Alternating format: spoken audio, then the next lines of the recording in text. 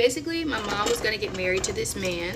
Well, they did get married, but before they got married, they decided to do everything that they were supposed to do. They didn't sleep with each other. They had a big church wedding. They even went and got tested for STDs. At the STD clinic, they stood in front of each other in front of the doctor. She said to him, "Oh, I'm clean, I'm good, I'm tested, I don't have anything." She said the same thing for him. She didn't look at the papers, thought nothing about it. They get married.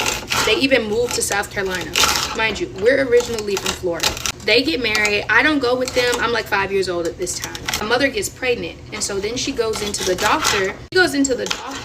And they call her back afterwards. She's used to this because she has diabetes, and normally they call you back and say, "Hey, you have diabetes, you need to be more careful." No, they said to her, "Hey, you have HIV."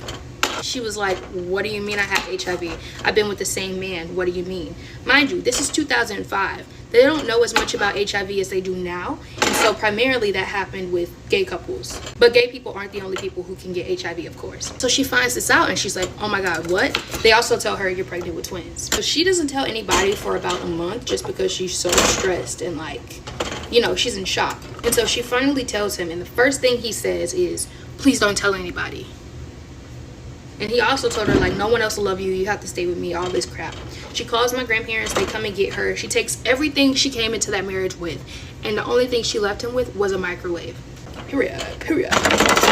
She comes home and she tells a few family members. And so my aunt calls her and it's like, "Hey, turn on the news." There's a story on the news where one person knowingly infected the other person with an STD.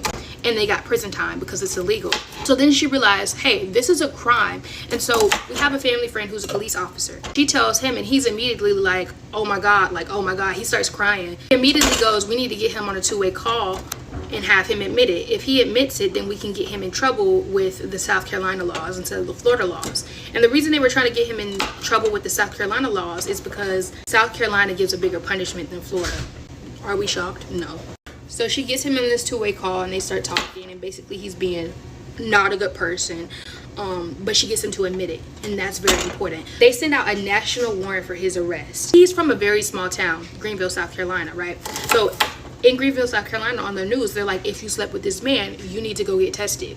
Why? That same day, the testing line is out the door. Out the door. Everybody's going to get tested because everybody slept with this man. He slept with and knowingly infected over 200 people. Right. I was like, what? Oh my God. 200 men and women. So not just women, baby. It's insane. That is a crime. One of the people he slept with was his boss. He worked at a pretty big company. I think it was like something. I don't know. It was a big company. He slept with his boss. The boss went to go get tested and found out she was infected. When she found out she was infected, her partner also found out they were infected, but she didn't talk to him. Like, this woman ghosted everybody because she was just so in shock and she needed to process it. Mind you, this is a pretty big deal, you know?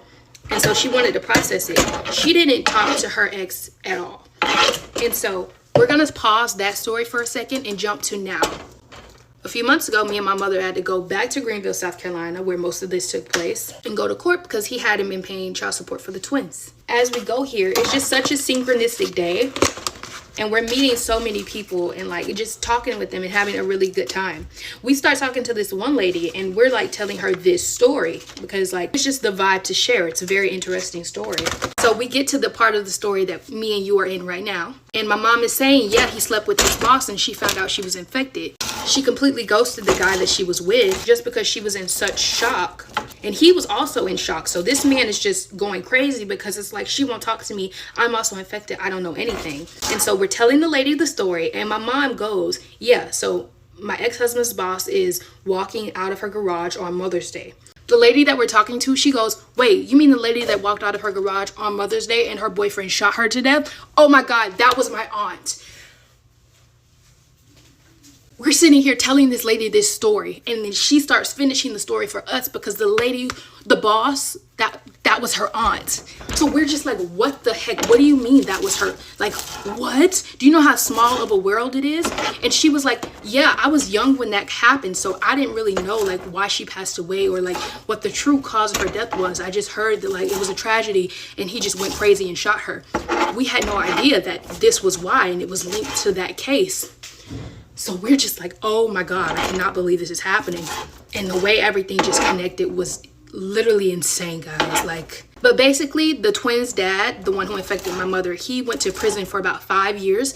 He's out now and not paying child support, obviously. That's why we had to go to the courthouse. But after that, my mom became an HIV advocate. She's really well known on Facebook, and I believe her face is in a bunch of like museums around the country. Oh, and she was so stressed from all of this and from finding out she had HIV that she actually had my twin siblings at 4 months. They were not supposed to live. Do you know how hard it is to have a baby at 4 months and keep them alive? It's a miracle. The twins do have disabilities now. Definitely probably as a result of being born too early. My brother has cerebral palsy and my sister has autism. Ooh. Yeah, that's pretty much what happened. We're all living now. Everybody's pretty fine.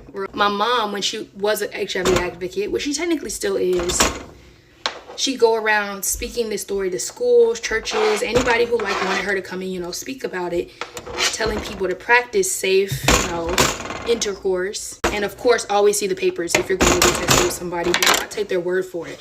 Oh, the biggest part is the doctor knew that he was lying, but couldn't say anything because of the HIPAA Law Privacy Act, which is so crazy to me. But yeah, we gotta finish up this green juice. I hope you guys enjoyed the story. I'm gonna go make this and drink it. If you'd like to follow her Facebook is Renee Burgess Ladybird Live. Just look up the Renee Burgess story on YouTube or Facebook or honestly Instagram, and it'll pop up. Thanks for listening.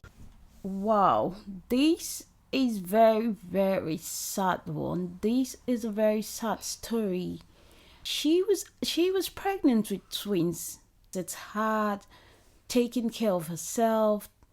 She's got HIV, she's got diabetes. Now, in addition to it, she have to take care of those twins. The bad part is the man was just given 5 years. 5 years is too little for such evil act.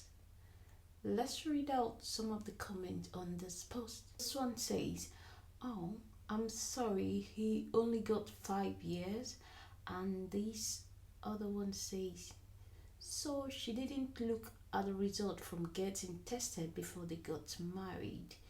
You can't trust this guy. Some of them are very manipulative. They know what they are doing. So for me, I feel like he personally he's just evil.